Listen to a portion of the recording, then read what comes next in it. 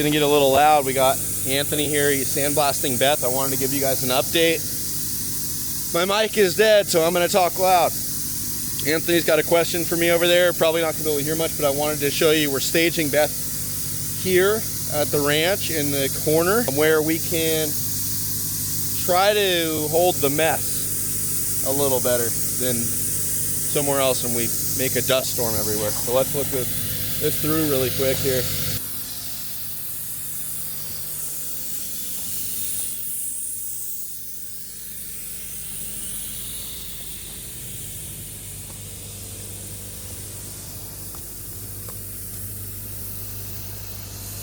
Yo. This is Anthony. How's it going? All right, what do you got? I don't think the back wall, but at least the front.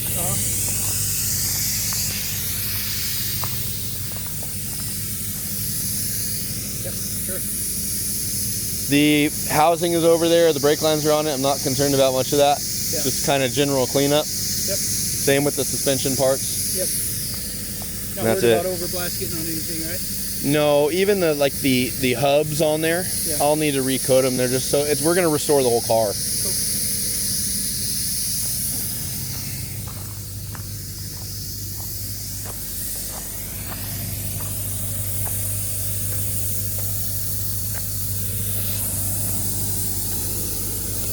Probably want to pull those brake lines.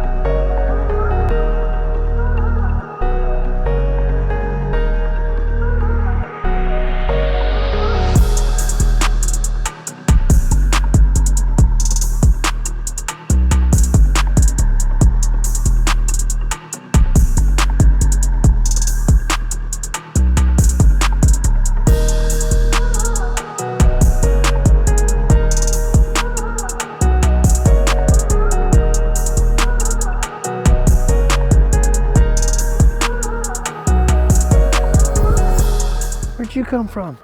Hank, come here. Hey, you. Give me this thing. I'll get you again if I have to. Give me this. Give me this. Give me this. We're on the east section of the shop here. So it's tight because we have this thing stored indoors because we can't have it outdoors right now because it'll flash rust. So this is our Beth update. We'll get this thing, we're gonna move some cars around. First of, well, right now it's definitely not Monday when we're filming this, but soon we're gonna move cars around and then this will get staged somewhere more appropriate. But right now it's very tight confined. I'll close this just so we can not have light pollution from outside. So our Beth is sandblasted. Mobile sandblast. Did it on the southeast portion of the property where we keep a lot of trailers and stuff, so it wasn't a huge mess. We still put a tarp down.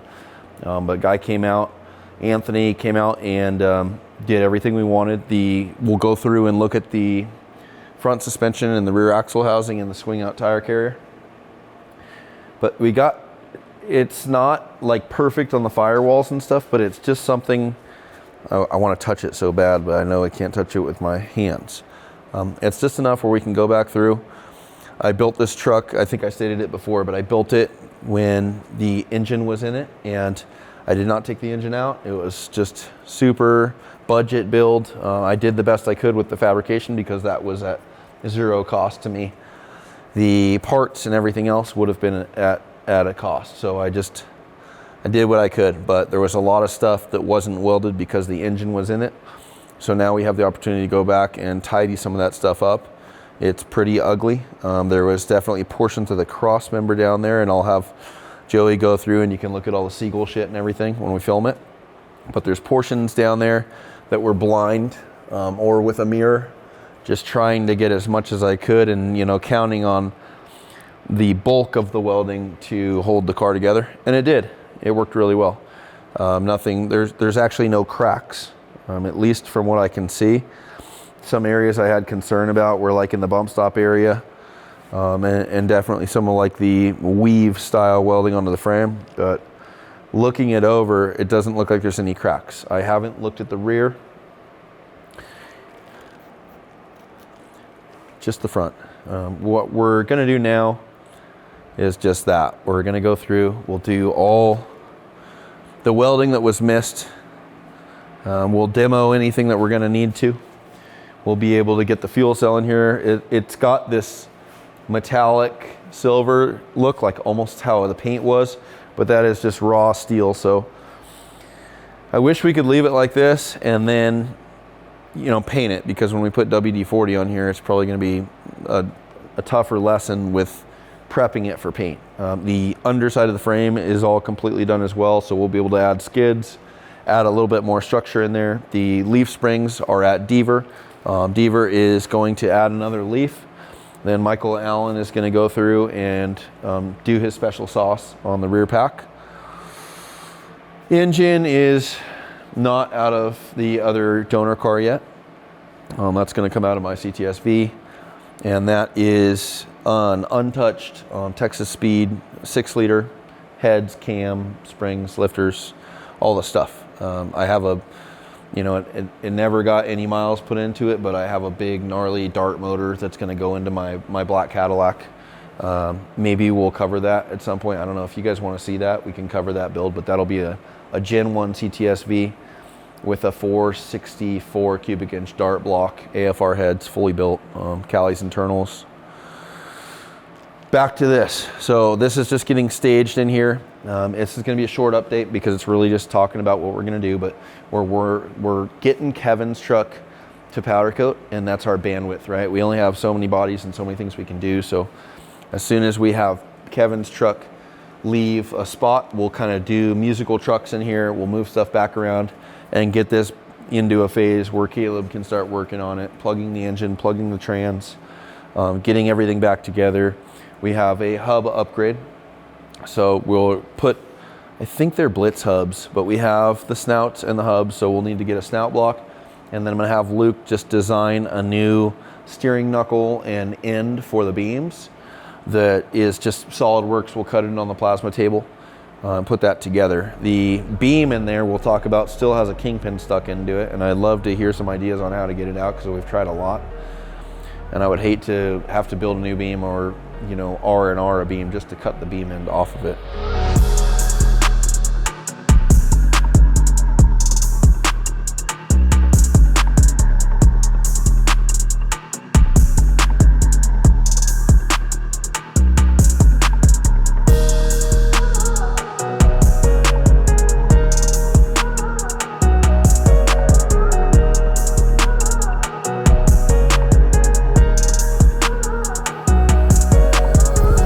Things I want to show you guys. We can like talk shit on if you want. So that's pretty cool. This is also pretty cool. I think that's something that's really cool. I don't even have an explanation for that. I know the noises that made while doing that for sure. This is also pretty cool. I think that's also something that can be looked at as pretty cool. I definitely think there's cool stuff to see here. Let's see if we can find some more. Oh, this one's almost got it going. Cool. This is pretty cool. So see this portion? That's where the frame bent so bad at one point with this truck before there was tie-in tubes here. You know, I just had the engine cage, and that's almost the worst mistake you can make when you build these things is to not tie this portion or the bump zone into the roll cage, because you can't do this, you know. So it's essentially like a support tube here and a support tube here, and it just bends. So I had to take it to the frame place to get it straightened, but that's definitely from the engine making a new home into the firewall. Same portion there. But yeah, there's a lot here. You got to understand, like,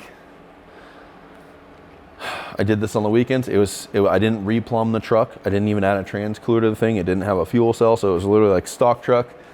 Do as much as I could to the front suspension, put a roll cage in it, do the rear, and leave as much as I could stock. I didn't even have any kind of extra budget to buy nice parts, so I just did as much as I could with my hands and my time. I traded my time, and that was it. And so same thing, like leaving the engine in, 100%. That's what we're gonna do until it has to come out.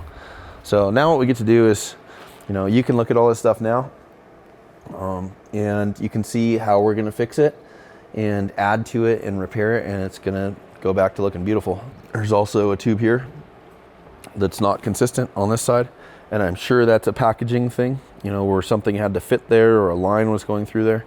So now what we do is we get to treat this all properly how it should be treated, and that's the best thing. Same with the firewall, we'll patch it all up. This is pretty clean for silicone bronze here. And the crazy part is the body sealer stayed on through the sandblasting, which is super aggressive. And I didn't know it could even withhold stuff like that. It's kind of good to know. You almost want to do that before you get a truck powder coated or sandblast, but I don't know how powder coat stays to that. So, areas of concern. The sandblast really shows you what's up, shows you what you're working with, and it's going to be great. What I was getting at is, so all the firewall, we'll put heat deflection in here, mix of silver and gold, the silver perforated stuff, I forget what it's called. We'll run it in here, and then we'll run gold on here too. But we'll get to put a nice fresh layer of paint on all this stuff, retain the wipers, and just repatch everything. I don't think we're gonna need any of these plugs just because we're gonna do a rewire on it. But I'm gonna ask the wiring guy about that and see where we land. Body mounts really don't even have to be there, but that's fine.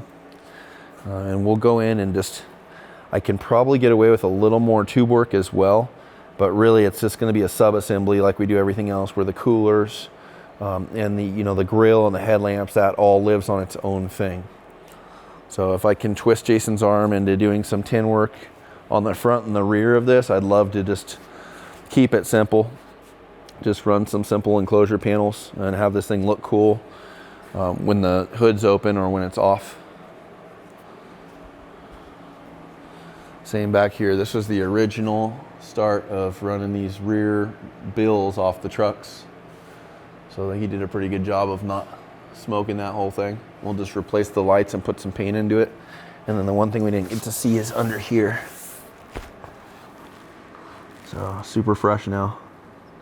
That was like one of the main MIG welded parts of the truck. And then this is funny. I knew the frame would have been in before I made the choice to cage it. This was like a tube structure I added as a stiffener on the frame, all the way back to the body mount, because I was afraid the frame was going to bend right there. I always like these radius arm mounts. So there's some cool work. Again, I think this was work I did in 2012, 2011. Same thing, no double pass welding either. Everything's like a single pass or like a weave weld. These overlays are secondary overlays because the frame was bending there. So when I had it repaired, then I tried to do everything I could to get it, just to add more meat to the thing. Most of this stuff is not chromoly. It's all P&O steel or cold roll. So it's what I had and what I used, and it worked. I think anybody who's either been in this truck or been with me or witnessed this vehicle back in the day, we did severe durability testing on this truck, and it worked out most of the time. I've hit G-outs and Glamis so hard that it knocks the air out of the rear occupants and stalls the truck. Things like that. Still drive it back to camp. Still got it on a trailer, so it'll be really exciting. I think most of the excitement for this thing with me is it's going to be being able to construct this the way I would have if I had just the extra bit of finances to put the parts into it and bring it back to life. Like I have a big stash of Red Ring Hella HID lights that we can outfit either on a light bar up there, definitely on the front bumper, but possibly on a light bar too. We have the Robbie Gordon wheels, original wheels for it that are black. We're gonna strip all the black off them and get them repolished and probably do like a red beadlock or a black beadlock ring. So it's, you know, some people have asked like, what are you gonna do with Beth? Are you gonna center mount it and tube chassis? I'm like, nope, absolutely not, because the essence of Beth is this. You know, it was this street runner leaf truck, big beams on the front, OG Super Crew. And I don't want to steer away from that in any sense of it. So we'll go out, let's check out the front suspension, check out the tire swinger and the rear axle housing, and I'll kind of go over some of those details with you there too.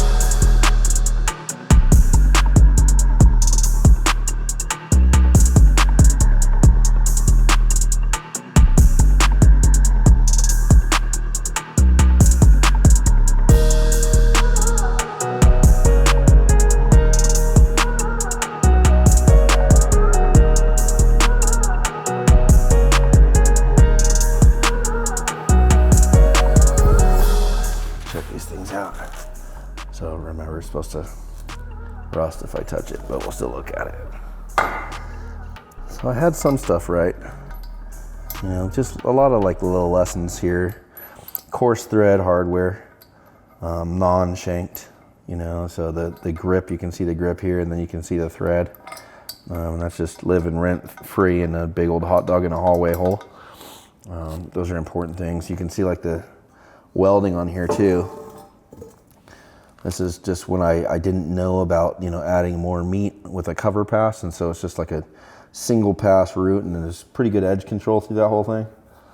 But again, I might even go back and just hit these with a stronger pass. I think why we wanted to do the beams, this is also the kingpin that's stuck in here. Why we wanted to do the beams with the sandblast is also to get an overlay. I want to add a chromoly overlay plate to this stuff. One of these beams failed and I had to make a new one because I like side loaded it in a weird way and it bent right at that diamond gusset. So this next phase, does this one even have? Okay, so it's just a diamond gusset on one side. This next phase is just learning, you know, taking every lesson we have here from the previous version of Beth and applying it to just make a more sound, reliable leaf spring pre-runner. We cut all the pivot boxes out. Well, I guess it wouldn't be a pivot box, it would be a U-bolt delete.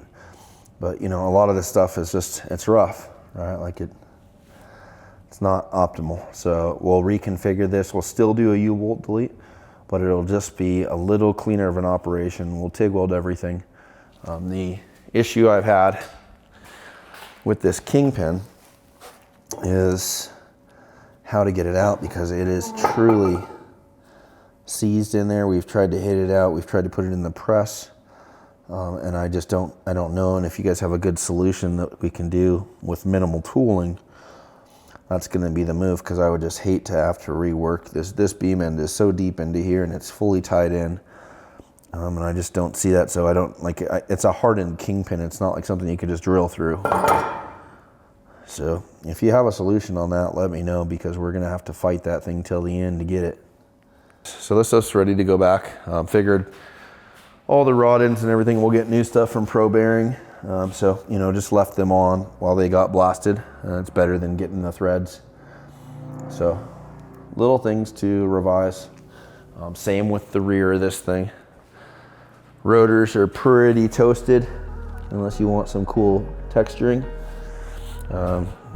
Send the third member out to AJ at EWR. You can go through that thing. Just get everything fresh again.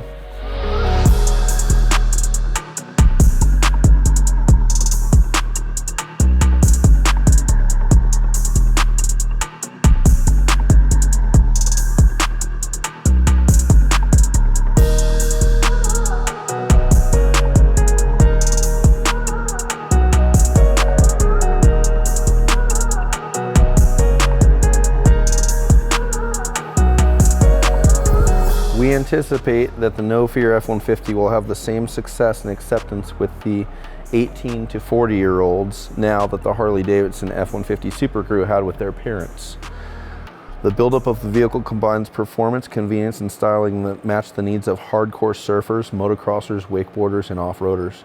This vehicle is as exciting as the No Fear customer. Cottonmouth Kings, dude. CR250, black plastics, cut fenders, Beaumont, SRH, Inland Empire, Metal Militia. You know what I'm saying? The No Fear store in the mall. The look of the Super Crew is edgy and aggressive. Wow, yeah, cool. This is badass. The interior reflects the hardcore gravity-defying vehicle concept with custom leather seats featuring No Fear logo and white face gauges. The custom floor console includes a handheld GPS docking station, flashlight mount, and gooseneck style map light. The No Fear F-150 Super Crew will be available in limited edition through selected Ford dealers. Cool. 2003 Gravity games. Did you guys ask before about this? It is a No Fear. And I had this thing put in my head that they only made 155 of these, but I don't know if that's actually why it's called an NF-155. But if you remember this thing, it was the stock form had like fiberglass fenders from Ford, predecessor to the Raptor. So fiberglass fenders, weird bulge looking shit. I think it had a bolt-on front bumper, just goofy shit. The seats were the best part of it. If you want the seats, I have them. If you want to pick them up for pennies on the dollar. This is just our quick update on this thing. Get it back in its spot, start plugging parts into it, put WD-40 on it so it doesn't rust everywhere. I think every time you put a fingerprint on this thing, it's gonna rust. And just start building it out. So again, it's gonna be great because we'll take this all the way to driving it and testing it and seeing it for all its glory. Hope you guys have a good day.